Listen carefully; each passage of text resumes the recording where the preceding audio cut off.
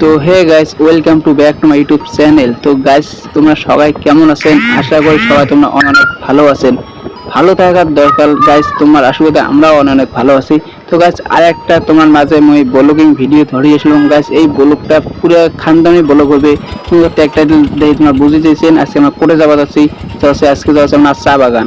কে যাওয়া যাচ্ছি, কায় কায় কামাই করে কায় কায় না করলে দেখতে যাওয়া যাচ্ছে, মজা লাগে, ঘুরতে ভালো লাগে।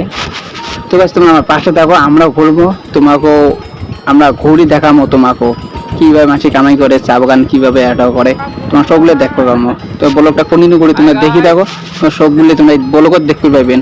তাও কি সুন্দর চা বাগান মাসি তুলবে নিচ্ছে, দেখা যায় না।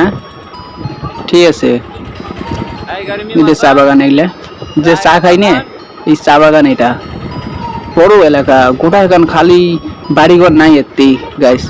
এটা হচ্ছে আলিপুরে যে কাজে আসবেন, আলিপুর আসিয়ে চা বাগান দেখি যাও, পুরো ইন্টারভিউ মজা লাগবে।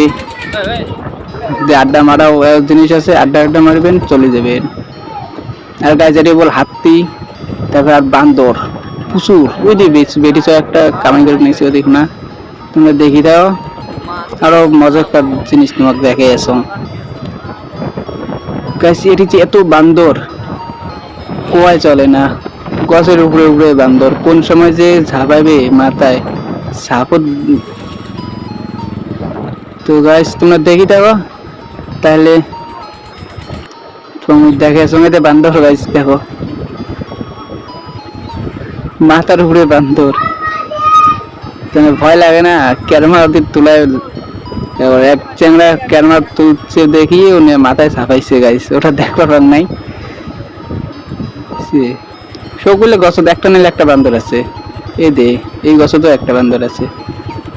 তো গাইস, ভিডিওটা যদি ভালো লাগে অবশ্যই তোমরা সাবস্ক্রাইব করে দিয়ে আমার পাশে থাকবেন, যে তোমার আরো যদি এমন কিছু ব্লগ ভিডিও দেখতে পারো। বাই।